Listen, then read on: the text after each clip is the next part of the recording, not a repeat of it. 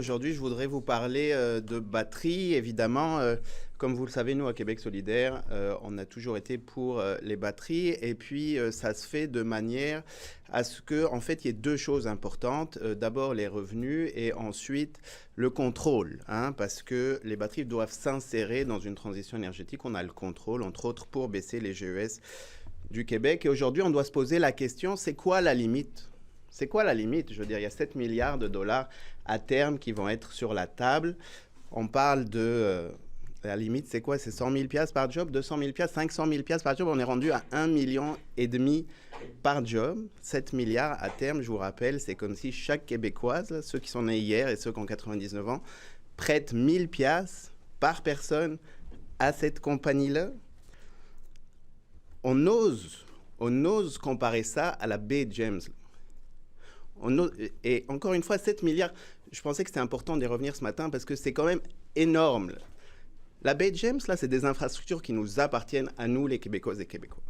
C'est une expertise qui nous appartient à nous, les Québécoises et Québécois. On a les meilleurs ingénieurs au monde en matière de turbines et de barrages. Et c'est un objectif noble, c'est d'avoir de l'électricité pas chère pour les Québécoises et Québécois. C'est quoi nos garanties pour que ces batteries-là roulent au Québec ? C'est quoi les garanties pour que les voitures électriques vont être moins chères pour les Québécoises et Québécois alors que c'est un produit de luxe? C'est quoi les garanties pour que la propriété intellectuelle nous appartienne? On ne l'a même pas acheté avec tout l'argent qu'on met sur la table. Et tout ça au nom de la transition énergétique. On doit les croire sur parole. Et je vous rappelle qu'il y a une compagnie multinationale qui est venue, qui a rencontré 2 ministres à plusieurs reprises, et qu'on avait une limite pour un BAB à 30 mégawatts. La limite disparaît. Ils produisent la limite était à 50 000 tonnes de production par an. Ils produisent 56 000, la limite passe à 60 000 tonnes. Fait qu'au nom de la transition énergétique, on ne serait même pas capable d'avoir un BAP.